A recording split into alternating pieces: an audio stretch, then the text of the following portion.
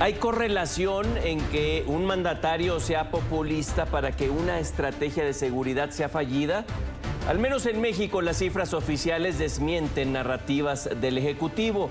No vamos bien como dice y la culpa a las anteriores administraciones sigue siendo su argumento.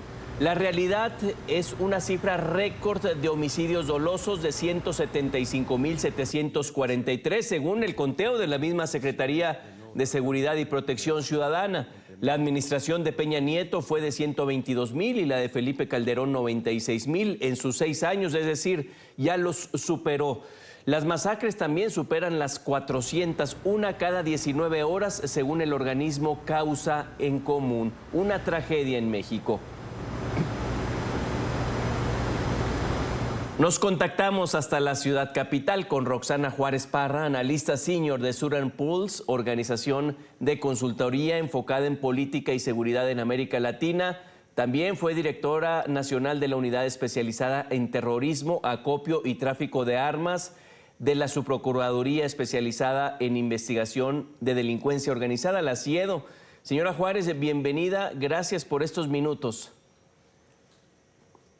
Muchas gracias, Enrique, por la invitación. ¿Qué relevancia ha tomado este 2023 el tráfico de personas para las actividades de los cárteles o del crimen organizado en general? Porque pues los flujos son récord y creemos que ellos aprovechan toda esta coyuntura.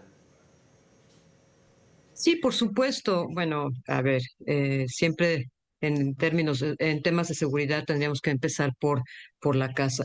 Y este fenómeno social nos llega cuando tenemos una serie de problemas de seguridad en el país. Entonces no podemos esperar que haya ni control, y menos aún una estructura humanística para recibir a esta cantidad de gente que huye de sus países por la razón que sea. Entonces, sí, efectivamente hay zonas donde hay muy clara la operación del crimen organizado que está utilizando este tipo de fenómeno para allegarse de recursos.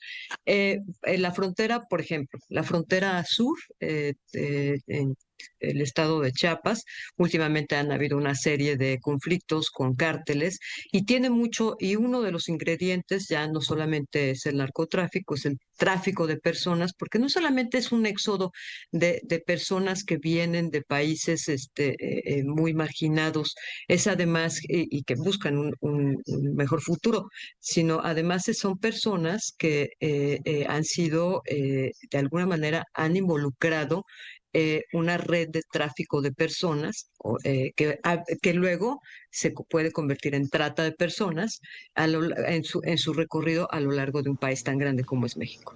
¿El fentanilo también explotó este 2023? Sí, explotó. El problema, el fentanilo vino a ser parte de un caldo de cultivo que comenzó hace 2 sexenios.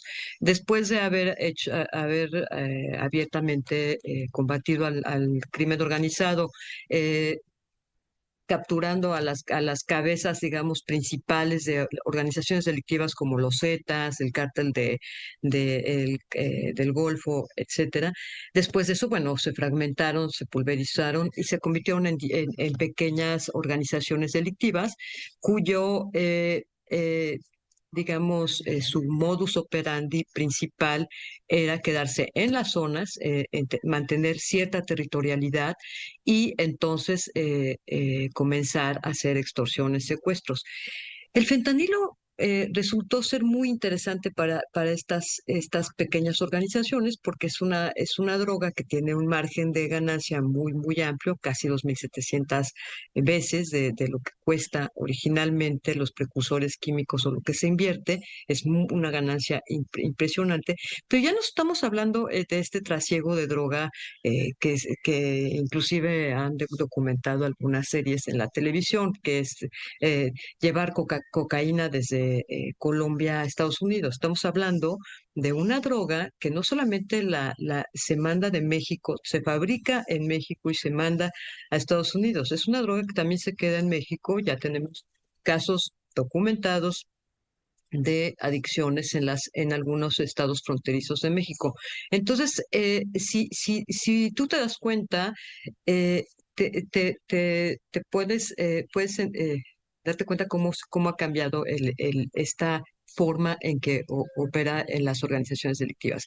Ahora son territoriales, ahora no son estos grandes tráficos de cocaína donde la ciudadanía ni se enteraba que pasaban, si se enteraba, no le afectaban por lo menos en su seguridad propia, pero ahora estamos hablando de una serie de delitos que tienen que ver con esta droga, con la comercialización ilícita de esta droga. Mire, Roxana, esta quizá es de algo intangible, pero es una duda recurrente. Tiene que ver que el mandatario sea populista para que no se enfoquen esfuerzos en estrategias de seguridad intensas y efectivas. ¿Qué me opina de ello? Sí, mira, a ver, vamos a ver algunos números. En el último informe de gobierno del presidente mexicano, nunca mencionó, prácticamente no mencionó, no le dedicó más que un minuto a hablar de las Fuerzas Armadas, pero no mencionó nada de seguridad. O sea, verdaderamente el tema de seguridad fue el gran ausente. Estamos hablando de que, o sea, cuando que tenemos en México, fíjate, nada más del 2018, en el 2018 teníamos 40,000 desaparecidos. Ahora tenemos 111,000 y nunca, y no le interesó hablar de seguridad. Entonces, pero por otro lado te das cuenta que digamos, en las estas estadísticas, estas gráficas de la aceptación hacia el presidente, de la confianza, pues está todavía muy alto, está en 50 y tantos. Es una barbaridad cuando tenemos una afectación a la población, a la ciudadanía de esta índole. Tenemos un 99% de impunidad, o sea, no se resuelven los delitos en este país. La gente no tiene acceso a la justicia, la gente no tiene confianza en la justicia. Y lo peor es que ahora menos tiene, y tampoco ya somos uno de los países, de los 3 países que menos confianza tiene en su democracia. Y todo esto, y aún así con todo, tenemos una gran aceptación. ¿Por qué? Pues porque los programas estos de entregarle a la gente dinero en efectivo le ha dado muy buenos resultados en cuestiones de percepción de la población. El problema, ¿sabes cuál es? Que a mí me parece gravísimo, es que la gente no entienda que a cambio de ese dinero no le van a dar ni seguridad, ni educación, ni salud. Y ya cuando el populismo logra entrar en la conciencia de las personas para no exigir la mínima seguridad y los mínimos requerimientos de un contrato social entre el gobierno y la población, a mí me parece que estamos en una situación muy grave que también en donde la democracia también se ve afectada. Tenía mis dudas, resultó buena la pregunta, Roxana. Por cierto, ¿cómo ve usted la depuración de la lista de desaparecidos? Hay un argumento válido ahí en ese tema que también ha causado controversia. Eran 110,000 y de pronto ya por decreto casi en la mañanera sale y dice, no, son 90, algo así. Pues mira, a mí me parece que el tema de los desaparecidos son estas cifras maquilladas. La cifra es de 111,000. Es muchísima la gente que no sabemos dónde está. A eso agrégale que mucha de la tecnología que debería de apoyar a la población a encontrar a sus desaparecidos, por ejemplo, los bancos de ADN, etcétera, etcétera, pues no se ha trabajado lo suficiente.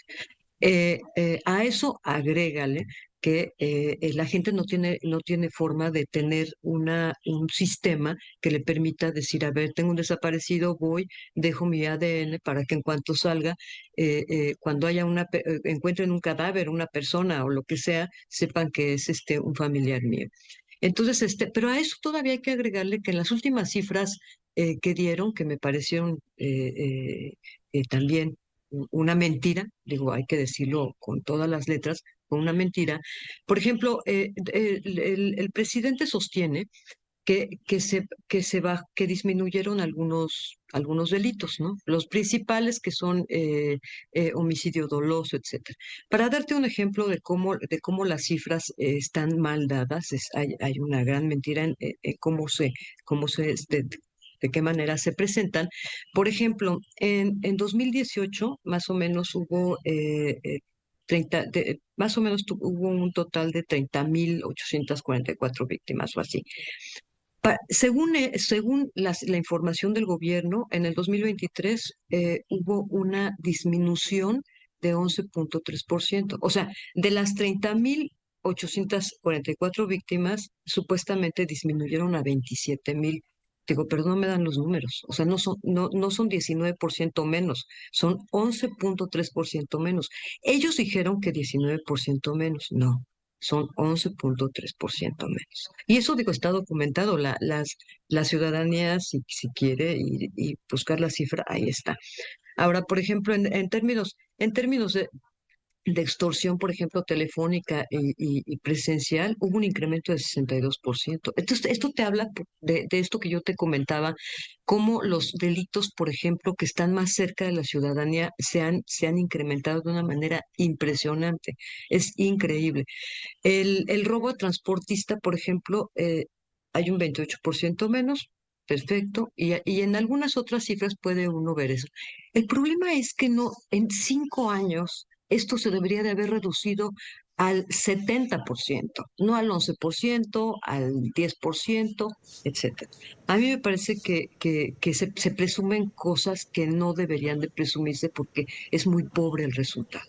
Se aprovecha el Ejecutivo que le creen y una mentira sin esconderla, ni mucho menos, ni querer maquillarla, pues mucha gente la cree y así, vamos, como dice usted, no hay condena a las autoridades, el presidente tiene su popularidad altísima. Esta quizá raya en la sociología. Tampoco hay condena social. De pronto permitimos como ciudadanos alguien que sabemos que está en malos pasos o en el crimen organizado, está en nuestra escuela y no decimos nada, está en nuestras fiestas, etcétera. Mira, a mí, por ejemplo, te pongo un ejemplo, que bueno, que está comenzando a ser una constante. A mí me sorprende, no me deja de sorprender que estas cosas están pasando cada vez más. ¿Por qué están pasando cada vez más? Porque pueden. O sea, a mí si me sacan de una fiesta, voy por mis amigos que están metidos en el crimen organizado y con la mano en la cintura, balaceo a las personas asistentes a la fiesta. Esto sucede. Por lo que yo te comento, esto es un tema este es un ejemplo de cómo el crimen organizado ha logrado apoderarse de determinados territorios donde son capaces, por ejemplo, de pedirle eh, eh, a, a los productores de limón o de cualquier producto agrícola una cantidad determinada de sus ganancias o por metro cuadrado o así. Otro ejemplo que te pongo de la territorialidad de los grupos de las organizaciones eh, eh, eh, criminales, porque bueno, ahora están estas organizaciones criminales que ubican territorios específicos y están los grandes cárteles, que a mí me parece que podríamos hablar de dos nada más, porque no todos son cárteles. Cártel es este que tiene esta cadena de suministros completa. Pero bueno, estas organizaciones delictivas no solamente están extorsionando a los productores, están extorsionando a todo el mundo, lo están levantando, lo están secuestrando. Y además ahora tienen esta nueva modalidad de poner artefactos explosivos improvisados en drones, que con esto lo que intentan es decir, a ver, este es nuestro territorio, lo están usando mucho contra las autoridades, contra los policías. Se han muerto muchísimos policías. Y mira, a mí me escandaliza muchísimo que, por ejemplo, desde hay una consultora, bueno, un think tank que dice que se llama Índice de Paz, que dice que la violencia en México nos cuesta el 20% del Producto Interno Bruto. Tú imagínate qué impresionante es este dato. Lo hacen porque pueden, dice, la impunidad sigue reinando, por eso por cada metro cuadrado que se cosecha, de aguacate, de lo que sea, están cobrando. Ya que hablamos de cómo se infiltran, las últimas masacres fue en un 15 años en Cajeme, en Sonora, la otra en Salvatierra, Guanajuato. Guanajuato solía ser un destino turístico y nada más. ¿Qué le pasó en los últimos años? Esta casi es personal la pregunta, porque se ven ahora los convoyes artillados. Yo solía visitar mucho allá, de allá es mi papá. ¿Qué sucede ahí en Guanajuato? Mira, Guanajuato es una historia tan triste. Guanajuato recordarás que comenzó todo por el robo del combustible.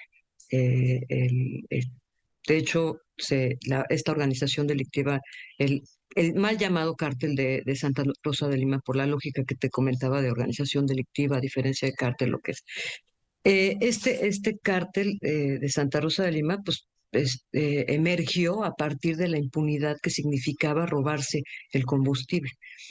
¿Qué pasó ahí? Cuando empezaron a robarse el combustible, cuando se dieron cuenta que se robaban el combustible, las policías estatales, bueno, las autoridades estatales decidieron que ese no era problema de ellos porque era un problema federal, como tantas veces ha pasado en muchos estados. El gobierno el gobierno federal tampoco tomó cartas en el asunto porque le parecía que el Estado también tenía que entrar. Total que en ese ping pong de responsabilidades nunca nadie hizo nada y creció el cártel de Santa Rosa de Lima. Este es un ejemplo más de cómo los espacios que crean las propias autoridades o por la falta de claridad en la ley, o porque es opcional llevar a cabo tus responsabilidades, como esto crea espacios de impunidad. ¿Qué está pasando ahora? Bueno, tenemos un cártel, el de Santa Rosa de Lima, después de que detuvieron al Marro, lo tenemos fortal. A pesar de que detuvieron al Marro y a pesar de que se fragmentó de algún modo, siguen operando. Algunas células de esta organización se vincularon con el cártel de Jalisco Nueva Generación, que también es una zona de disputa entre ambas partes, y ahora tenemos que, pues, bueno, pues hay una fiesta y pueden matarte porque, bueno, los sicarios, pues, querían entrar a tu fiesta. Ujú. Con esto del huachicol, del robo del combustible, me recuerdo esta tragedia de Tlahuelilpan, cómo los delincuentes, por agrandar su base social, les dice: aquí está gasolina gratis, vayan a agarrarla. Y sí, pero ocurrió un chispazo en este monte donde estaba la tubería rota y murieron más de 90 personas. Agradecerte, Roxana Juárez, analista senior de Sur Pulse. Muchísimas gracias por estos minutos. Al contrario, encantada de estar con ustedes.